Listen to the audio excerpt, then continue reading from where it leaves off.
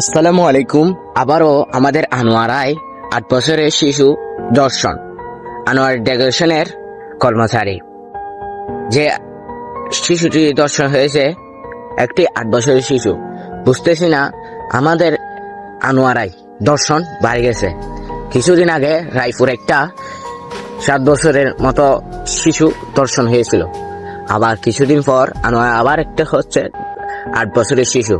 আমরা এগুলোর থেকে রক্ষা পাওয়ার জন্য অনুরোধ করতেছি যে বাংলাদেশ সরকারকে যেন এরকম দর্শনকারীদেরকে জনগণের হাতে তুলে দেয় এবং কোরআনী ভাবে তাদের শাস্তিটা হয়।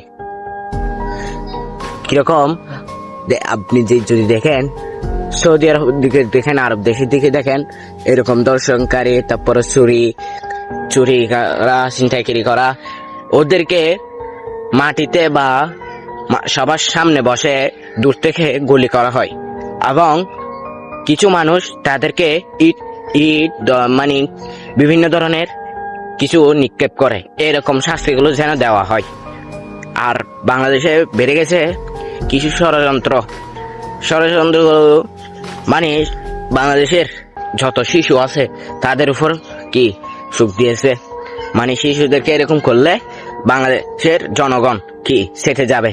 তো সেটে যাওয়ার জন্য এগুলো আমি জনগণকে বলবো যে শান্তিভাবে, এটা সুস্থভাবে যেন বিচার করা হয়, সুস্থভাবে, মানে এরকম যুদ্ধ এগুলো না করে সুস্থভাবে যেন বিচার করা হয়।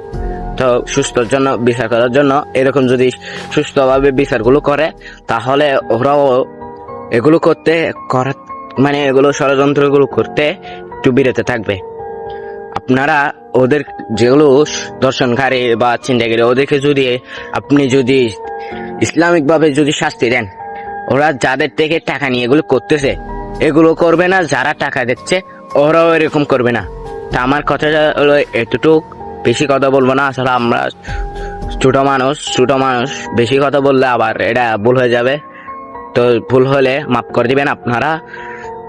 আমার কথাটা যদি ভালো লাগে একটু শেয়ার করবেন এবং যেন বাংলাদেশ সরকার মানে সরকারের প্রশাসনের লোক যেন দেখতে পারে, এটা শেয়ার করবেন, যেন এরকম হাজারো ছোট বোন এবং আমাদের বড় বোনরা যেন দর্শন থেকে যেন রক্ষা পায়। এটার জন্য আপনারা শেয়ার করবেন। আর আমি বাংলাদেশ সরকারকে অনুরোধ করব এবং প্রশাসনকে অনুরোধ করব যেন ইসলামিক ভাবে কি শাস্তি দেওয়া হয়। আসসালামু আলাইকুম ওয়া রাহমাতুল্লাহি ওয়া বারাকাতুহু।